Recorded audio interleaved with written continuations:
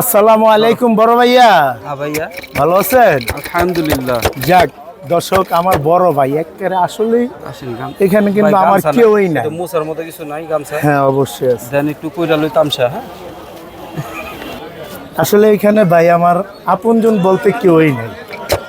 আমি কিন্তু এই যে আপনারা 10 জন আছেন, আপনাদেরকে আমি আপন ভাবি সব সময়।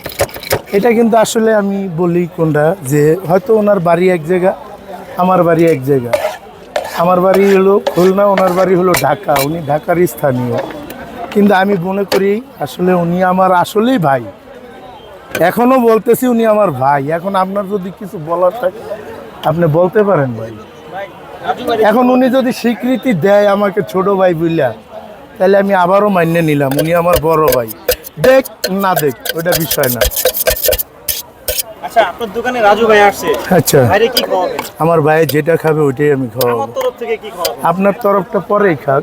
রাজু ভাই, ভাই, আপনি কি খেতে চাচ্ছেন আমার তরফ থেকে? এখন আছে বুটের দোকান।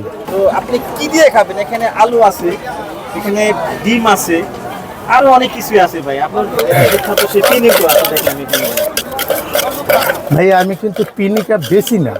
পিনিক বেচে আবার ওই যে ওইখানে আমার বড় ভাই আছে, উনি পিনিক বেচে। আমি কিন্তু পিনিক বেশি না, আমি বেশি আলুর দম আছে, পাশাপাশি ডিম আছে, এর পাশে ছোলা বুট আছে। কিন্তু পিনিক যে বেচে উনি আমার ভাই, উনি আজকে আসে না দোকান নিয়ে।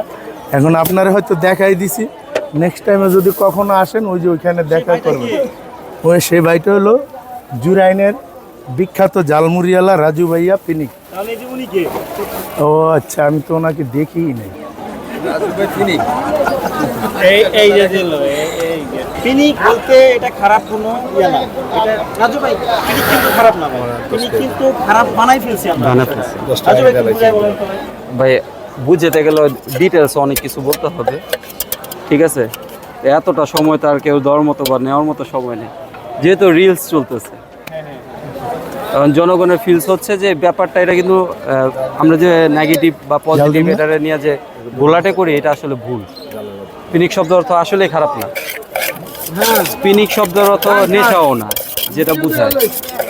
আর এখন বর্তমানে জেনারেশনে সবাই পিনিকটাকে নেশার দিকে নিয়ে গেছে। আসলে কিন্তু পিনিক শব্দ অর্থ নেশা না, কথা একটাই, যে এটা নেশার ক্ষেত্রে কোনো কিছু না। আমরা এটাকে খারাপ দিকে নিয়ে গেছি। মজা করে বলি যে পিনিক ঝালমুড়ি। পিনিক শব্দ অত খারাপ না এটা, কারণ আগের যে একটা গান ছিল, গানের নেশার ক্ষেত্রে যদি বলা থাকে যে নেশার লাটিম ঝিম ধরেছে, ভীম ধরেছে, এই টাইপের হবে, কিন্তু পিনিক শব্দটা না।